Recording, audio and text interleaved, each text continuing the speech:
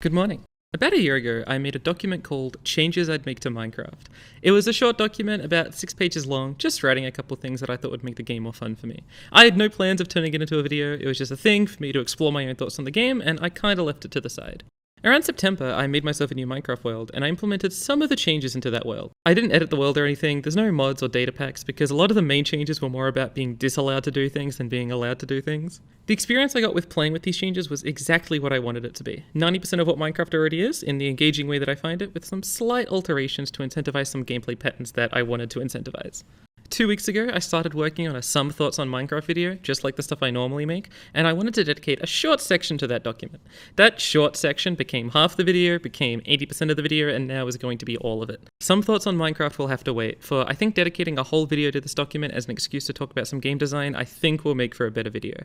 The document is split into 5 different subheadings, different areas of the game that I would change. However, there's about 3 important underlying beliefs I have about what kind of attributes I want a Minecraft-like game to have that justify those changes. It's going to be easy to engage with the changes themselves. You'll probably instinctually like or dislike them, my bet is on dislike them, but this video is more an excuse to talk about the kind of things I wish Minecraft encouraged, and less so about the specific changes. Alright, before anything, it's incredibly important to internalize what this document is not called. It is not called Changes That Minecraft Should Make, because especially for the 2 sections we're going to start with, and the parts I care about most, these changes, for many players, probably the majority, would make the game more unfun than increase fun. All of these changes I'm going to share are relatively simple changes in the sense that no new items are added and only minor mechanics are tweaked, and the changes are only there to encourage a gameplay fantasy and goal that I, personally, Spids of Spids YouTube, would prefer. To start with the grandest and most disagreeable change, players shouldn't be able to build their own Nether Portal. Rather, I think Nether Portal should be restricted to fixing up the frames of ruined portals. The motivation for this is kinda complicated, but this motivation will be the rationale for a couple of my changes and is the most salient example of a key attribute I wish Minecraft encouraged greater for the player. I'm going to make the claim that Minecraft doesn't ask you to develop relationships with naturally generated locations. This is followed by a slightly obvious sister claim, I want Minecraft to ask you to develop relationships with naturally generated locations, and the brother claim, because that would make Minecraft more fun for me. So, Minecraft, kinda surprisingly to me, doesn't particularly ask players to develop too many consistent relationships with naturally generated locations. I want to define what I mean by this quickly. By developing a consistent relationship, what I mean is a place you'd want to visit multiple times. I want there to be locations that you care about and want to revisit for whatever reason, and for you to perhaps even build something there, incorporate it as part of the story for your Minecraft world, and have it feel unique to the seed you generated. Instead, what Minecraft does have aplenty is a lot of places you might plunder, which by that I mean take a bunch of resources out of chests after conquering it, but not develop a particular repeated dynamic with. And I specify naturally generated locations because, yes, invariably a Minecraft player may in fact build 2 things. Something near a base and something a little bit further out, and will have a relationship between both of them.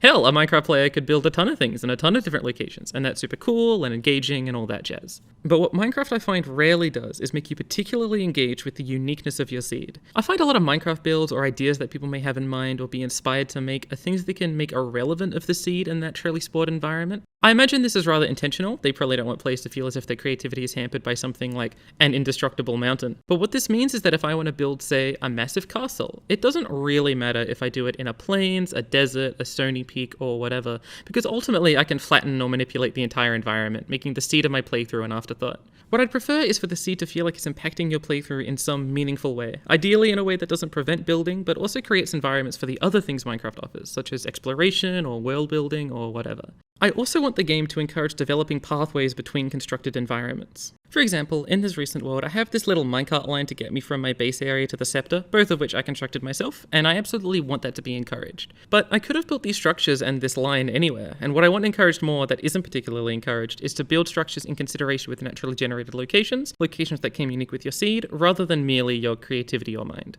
So first, I want to list examples of naturally generated places Minecraft does often get the player to develop relationships to, because there's actually quite a few places that Minecraft generates that one might consistently return to.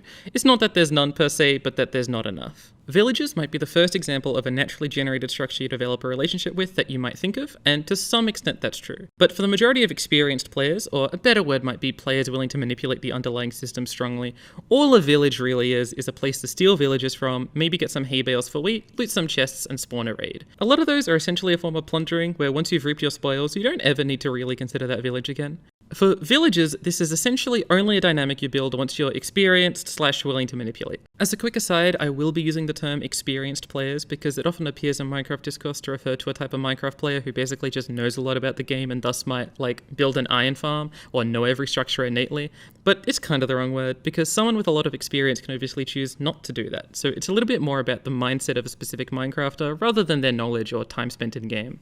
For players who want to keep their villagers in their village without putting them in a trade hall and forcing them into a cycle of turning into zombies for 1 emerald mending book trades, villages are absolutely a place that you might consistently return to, and thus an example of a naturally generated location you might develop a consistent relationship with. Not for all players, and especially those watching a Minecraft video might be more likely to be more of the experienced type of player, but villages are, for some players, an example of this, and a good one.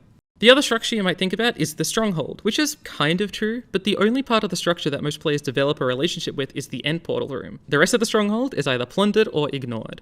This end portal room isn't really a place you develop a consistent relationship with much either. While referring to a binary between experienced players and non-experienced players is going to be a bit simplistic, let me just do it for half a second anyway. For experienced players, they will go to the end portal room once, maybe twice. They slay the dragon, get their Elytra or multiple, get their shulker boxes, and only ever return if they need more shulkers or they died and lost all their stuff.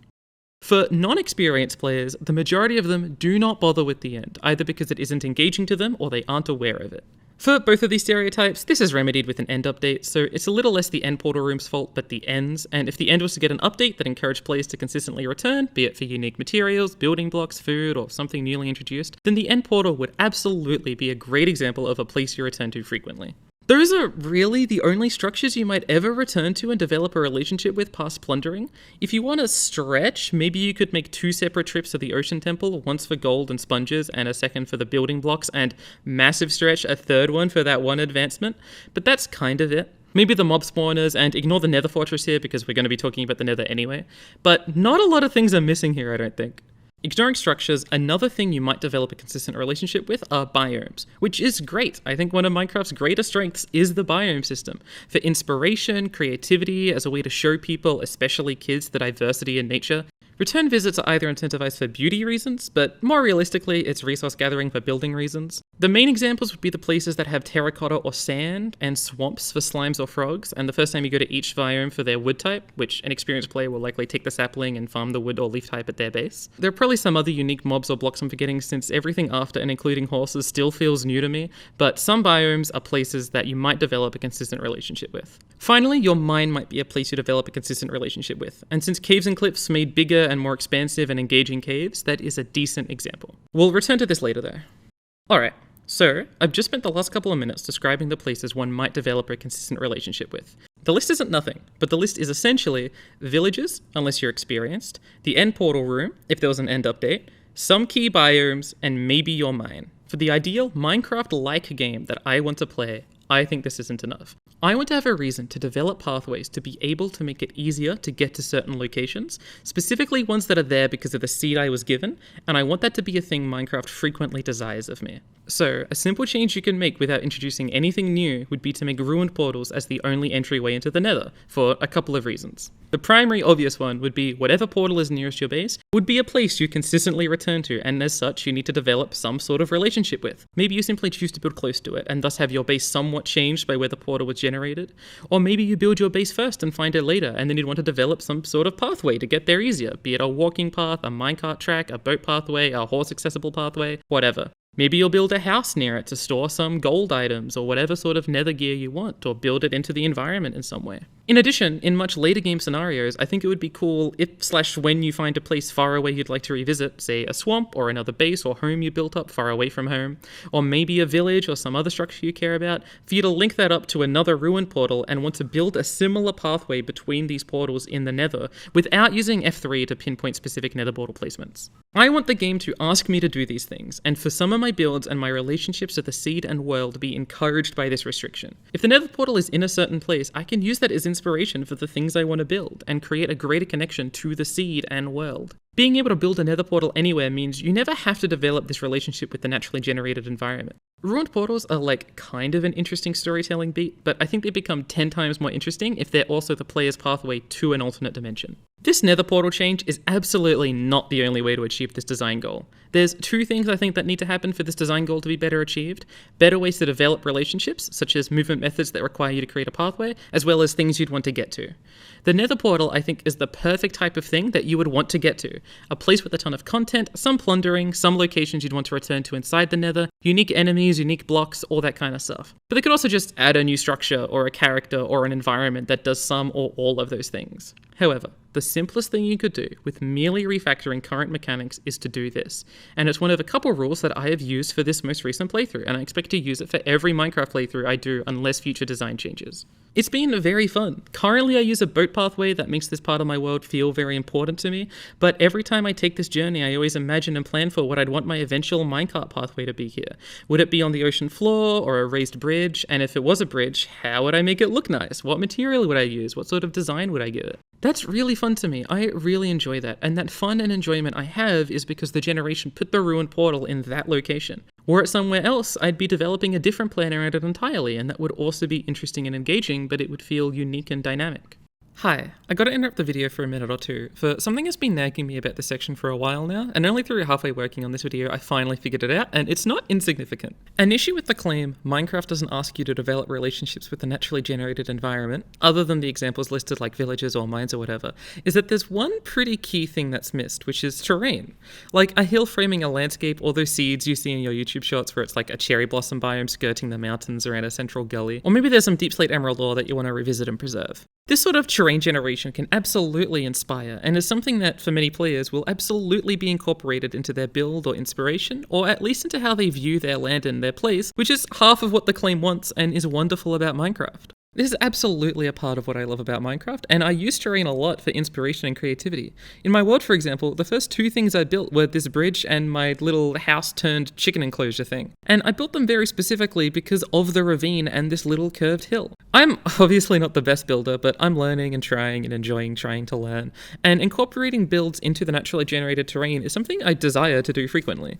The reason why I underrepresented this is that terrain, while many parts differ all the time, in general is often relatively samey. Like, many savannas basically look the same, and that's true of many biomes. And thus, I've always conceptualized it as something not particularly unique in some sort of universal sense, even if your relationship to it does develop uniquely. I was, not entirely, but largely thinking about structure generation and resource acquisition with the claim, but terrain absolutely contributes to your relationship with place and will inspire things. Developing a relationship with place and being specifically asked to do that is the point of this section, and to ignore terrain feels like a pretty decent miss. This doesn't really form a counter-argument to what I've been mainly saying, where I want places like a nether portal or a village to be the kind of places that are, by being placed on top of the terrain, to be places you return to and develop a dynamic with, which in turn will make you develop an even greater relationship with the seed and terrain, but absent that, you can still develop dynamics with terrain anyway. It is a different type of dynamic when you're excluding the structures, but it is a dynamic that you build. Alright, I've taken up enough of your time with this little interruption, but it was important to me to quickly bring this up. Back to the video. So, that's the big one. You shouldn't be able to build your own nether portal. That was one of 5 subheadings in my document, but by far I think the most radical subheading and also the most quintessential example of the motivation behind a lot of my changes. The second most radical subheading was one titled Elytra, Anvils, Iron, Beacons, and Movement. A lot of these changes were made with the nether portal change in mind, but all of these changes most strongly relate to each other. Let's start with the primary motivations for these. 1, I think iron farms are cringe, and 2, I want minecarts to be an excitable way to develop dynamics between consistently accessed locations. For the minecart thing, the easy to implement into your own world change is to increase minecart speed. There's an experiment in the game right now that lets you change a max minecart speed variable, and other than shooting villages into the sun, it does mean you can currently play a version of Minecraft where the current minecart speed is increased really easily. The base value for max minecart speed is 8, the unit of which being meters per second. I currently have mine set to 32, which is a little fast I think, and definitely a bit janky and awkward. I'd probably recommend 24 or 28 if you were to implement this yourself, but I think it's pretty fun. So why minecarts? There's a couple of motivations to why I think minecarts are a thing that would be desirable to encourage. 1, naturally, by needing trackage, minecarts necessitate you developing a relationship to place. Having to build a track, plan where to put the track, and ideally mesh it into the environment in some way or to build something around it is exactly the kind of thing I want to encourage. And 2, minecarts are a resource and system that's both accessible early game, but also require a lot of effort to build a lot of trackage. This is something that could be worked on with a greater minecart system rework. A very popular one is to have copper trackage as a cheaper but slower version of iron trackage, or change how powered rails are crafted, again, possibly using copper. Specifics on this don't matter to me, as long as the design goals allow for both an early game use of minecarts to get to key nearby locations, such as a mine or a farm, and late game use, such as getting to a faraway biome, or the end portal room, or the nether portal, or something you've built up far away, whatever. It's at this point I have to do a kind of mandatory aside. Ice boats are, in essence, this late game built up system for getting to faraway locations quickly. Part of why I think minecarts haven't been pushed too hard for a new system is because I think if people want a system that lets them get from A to B quickly, mindlessly, and built into the environment, there is one. My preference for incentivizing minecarts and disincentivizing iceboating is really just a displeasure with iceboating, but it's not against the game design merits of iceboat. I do like that there's a late game option for long distance built up transit. I just personally don't care for the aesthetic. I dislike the idea that the best way to use boats is to not use them on water. I think that trackage is just cooler than ice, and I think that the fastest form of track should be faster than the fastest form of ice or of any permanent transport. Plus, I think the modularity and freedom minecarts give, such as in curves and elevation, is the kind of freedom I'd rather encourage than the currently implemented form of iceboating being these typically straight or straight with one turn passages. So I said the 2 main motivations for the Elytra et al. Subheading were that I wanted minecarts to be an excitable way to develop a dynamic between consistently accessed locations, and I wanted iron farms to be gone. Why do I want iron farms to be gone? 2 reasons. 1, similarly with ice boats, I don't care for the aesthetic or the vibe. The idea of a big physical chamber that squeezes villagers into a tight cell, scares them with zombies so that they're frightened, construct an iron golem which then gets slaughtered or melted and converted to iron, while something hilariously Minecraft to an extent, is also the kind of thing I personally dislike. Generally speaking, I don't want villagers to be this sort of deeply manipulated, reaped resource. And the second reason is another aesthetic one, but it's something a little bit deeper.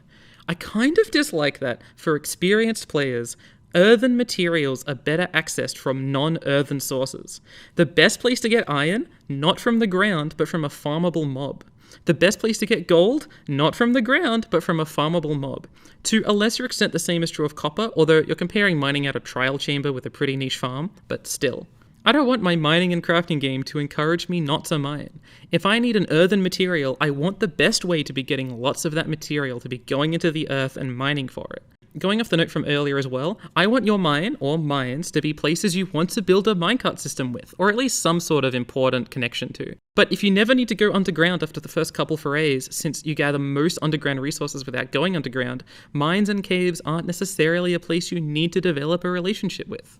Luckily, like not building my own nether portals and increasing minecart speed, not building an iron farm is something I can do on my own. And as a quick reminder for the whole video, Mojang shouldn't remove iron farms, because I don't think my desires are universal enough to be justifiable implementing, but I do think if I had the reins and was building Minecraft from the ground up with my desires in mind, I'd be making it so that iron can't be farmed. Alright, so that's transport and iron, but the subheading had 3 other elements. This can be rapidly ran through now that you know the motivations behind everything in the subheading. Elytra changes. I'd increased durability and have them often started with some amount of unbreaking 1, 2, or 3, but make it so that they can't get mending. You should be allowed to use Elytra for a mediumly long time, maybe tens of hours of playtime for each, but I don't think they should be the long-term solution for movement. If you're often moving between 2 or more places consistently, you should be encouraged to use a minecart, or maybe horses, or boats. Again, this change also wants an end update to recontextualize what Elytra acquisition requires, because it isn't great right now, especially in multiplayer, but this is the short and simple version. Anvil changes. To try and lessen the burden on iron somewhat, I'd make it so that instead of anvils randomly breaking, they break 1/3 every 10 uses, and you can repair 10 uses by putting a single iron ingot in. Very minor change, but essentially I think anvils breaking is kind of a relic of the past and not something particularly engaging or desirable, and if iron is going to be taxed harder in the sense that it's not infinitely farmable and hopefully you're building more rails which use iron, I'd want to make it so that you only ever need 1 or 2 anvils and you're not constantly building extra ones in case they break. Finally, beacon changes. I don't want earthen materials to be infinitely farmable, and as you'll hear in a sec, same with emeralds. One thing that removing this farmability does is make it a little harder to fully power beacons, as what many players do is they get their farmed resource, iron or emerald typically, and build their whole beacon out of it. For me, I think beacons just sound and feel cooler if each layer has to be a different material. That's something I've thought since I was a kid. I feel like that makes each layer feel like you're upgrading the beacon and upgrading it in a different way. The current pool of blocks, however, I think is a little restrictive for allowing players to feel comfortable making 4 lines with unique materials. My changes would be to require every layer to be a different material, but include copper, which is obviously a little bit of a gimme, and lapis, which is also a bit of a gimme. I think this change is pretty weak in terms of fun, but I do think the way players interact with beacons will change if earthen materials can't be farmed, and so I think there probably needs to be some compensation, ideally in an engaging way. And that is, in essence, this subheading.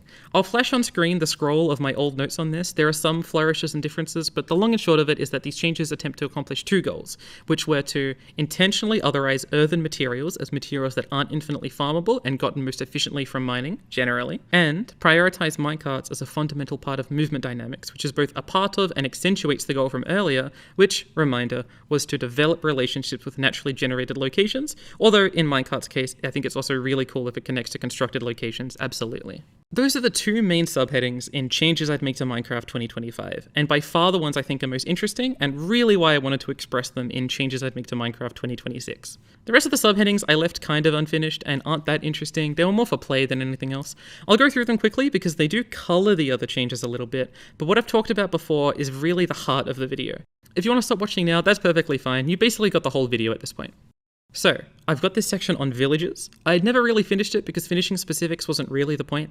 There's 2 very different goals I had in this section. The first was to try and incentivize people to build actual villages or to improve the villages as generated by having villagers contribute things to the player and to each other, hopefully via connecting them to the environment in some way. The examples I give are like if a fisherman is near water, he will fish and put fish in the barrel, giving fish to the player, useful early game. If there's a butcher, he will cook the fisherman's fish for you for free. If there's a leather worker, he will armor up the villagers with leather armor. A cleric will heal the iron golem. Stuff like this. Frankly, I don't think these changes are particularly good. What I want is a reason for a village to be something you could care about developing a relationship with, just like the Nether Portal change. And what could be exciting about villages, and something that I think Mojang tried to do, was encourage different professions, which is why I sort of went along that line as well. And a version of villages where these professions aid each other and you, rather than just being a menu that lets you turn a fiat currency, emerald, into resources, especially in such an exploitable way, was kind of where I was going with it. But I'm not a game designer, so despite having this goal, I don't really know the best, most engaging, reasonable way to implement that desire I have. I also don't really like the trading system's consequences in the game. Balance isn't really a word that matters for a game like Minecraft, but I do think the ease of which players have to basically generate infinite wealth in emeralds through things like the paper and sticks trade I think is a little awkward. And I'd want to change the system to be a little less fiat currency focused and a little more bartering focused, or even more ideally, with a community/environment focus, where by improving the environment and their state, they donate things to you perhaps. Instead, due to what the trades are and the way players can interface with them, I think they end up being not particularly exciting or fun, powerful as it may be to have a full grasp of their trades. The second thing in this villager section is specifically what to do with the librarian. I find the way the librarian works in the enchantment meta of the game to be at the nicest awkward and at the rudest awful. Cycling through lecterns so they give you the book you want is, I think, boring, unrewarding, in terms of gameplay fantasy, not in terms of power for effort, and inelegant. An elegant idea for the librarian, I believe, is to make them more like a scribe, as many people were before the printing press. The idea would be that they can read books and make copies, and that would include enchanted books. Ideally, you'd be able to place books, enchanted or otherwise, on the lectern, and then after an in-game day, they would have learnt the text and been able to produce a copy, which you can buy from them if the emerald trades are still a thing, or gain some other way, I don't know, make them happy or whatever. What I like most about this change is that to be able to consistently get powerful enchantments, you will have needed to find the enchantment somewhere else before. I think making it the case that to get mending on everything, you'll need to have found a mending book gives a book incentive for plundering, when plundering honestly doesn't have as much as you'd want in terms of desirable rewards. They have recently added many good, excitable things to plunder, such as books like Swift Sneak, but I personally don't mind expanding that to mending, or even all books in general, if you wanted to remove book enchanting from the enchantment table. The librarian/scribe change also asks you to keep a bookshelf to store books. I mean, most players will use a chest, but the chiseled bookshelf is an engaging block, and it would fit in a librarian's house so well. So that's villages, mostly unfinished, some kind of fine ideas here, but ultimately not as important to me as the Nether Portal or Elytra et al. Changes. I've got this section on enchantments. I came up with enchantment ideas. They're nearly all bad. I don't know why I wanted affliction resistance. I don't know why I wanted stability, to be honest. I mean, I kinda get it, but also, this is pretty boring of an idea. I want enchantments to be a bit more radical, but then I heard the equivalent of plus 3% ice resistance twice. Then there's Googly Eyes, a helmet-specific enchantment, which was supposed to, like, make mob interactions a bit nicer. Endermen won't aggro you if you look at them, because your eyes aren't actually looking at them. Witches won't attack you, because they kinda find your fit quirky, I guess. And then most mobs that can aggro on you, Endermen, spiders, and iron golems, de-aggro quicker. Piglins weren't affected. This enchantment is fine, but also pretty whatever. I like that it's goofy, but no one is going to be like, guys, I got the googly eyes on my helmet, I'm so excited. So I don't really care about it too much. The only enchantment I still kinda like from this little document is Opulence, which is my one and only change about the hunger system, a system that I think is poor at being engaging, but my thoughts on it are not in the scope of this video. Opulence is a trident enchantment that makes it so that when you eat cake, you get extra hunger filled than normal and a little bit of absorption. And if pumpkin pie was made to be placeable, it would do something very similar but at a lesser rate. Opulence would be upgradable to 3. I think this actually kinda has legs just because I think you can build some storytelling around it and kinda joke around with your friends with it in a funny way. Plus, the idea of someone using a trident-sized fork to eat a cake in order to gain bonus health is the kinda goofy and wacky I think Minecraft revels in. That's basically it. There's one more section. It's that if you're near a gate, animals shouldn't be able to walk through it unless you're holding the food they're attracted to. It's very annoying that if you have even a moderate amount of animals in a pen, you have to play a really annoying QuickTime event lest animals leave the pen, or do what a lot of players do, which is use carpet so that you can jump on it but animals can't. I think it's awkward design, and if this change was in, I think everyone would rejoice. The last 4 to 5 minutes have been on some odds and ends in the document that I wanted to share, but ultimately aren't the most interesting part of the video, so I quickly wanted to end by summarizing the goals of the initial changes. The things I wish Minecraft would ask of me more is the following: to develop relationships with naturally spawned locations, to develop methods of transport to key areas and have that be something built up and worked for, and finally, to have earthen materials be gotten at their most consistent and efficient by mining. To accomplish these, the main things that could be easily changed and things you can implement into your own worlds are not being able to build a nether portal unless repairing a ruined one, as to require developing relationships with naturally spawned elements, making Elytra impermanent and making minecarts speedier. You can't easily implement a full-on track rework, but you can increase speed somewhat easily, and no iron farming, and ideally no copper and gold farming, but iron is the most egregious. These goals I have could easily be solved with content updates, but changes I'd make to Minecraft wasn't really about new systems, just minor refactoring of current systems. Like, one can imagine a world where Mojang creates 4 new structures you consistently return to and develop a relationship with, or make an end update and thus make the end portal room a location to develop a consistent relationship with, in addition to the possibility of new end content within the end involving places you'd want to do a similar thing for, or make a village update, making the village a place you'd consistently return to. There's a couple of other rules I have for myself in the world, such as no F3, but no F3 is a story for another time. I hope you got something out of this video. I find a lot of Minecraft content about changes Minecraft should make often frames the suggestions as, here are X fundamental problems with the underlying uniform game design of Minecraft, often focused on progression for some reason, and then saying, here's my remedy to that fundamental issue. I've tried to frame this much differently because these are absolutely not problems with the game in any sort of inherent fundamental sense. They're just things I wish the game would encourage me to do a little more, because the Minecraft adjacent game that I want to play is a game that does these things. At some point in the future, there'll invariably be a regular Some Thoughts on Minecraft in my usual format, but this video I think works well enough on its own, rather than being surrounded by some spiels on F3, Copper Tools, Forever Worlds, and the like. Alright, that's all for now. See you later, alligators.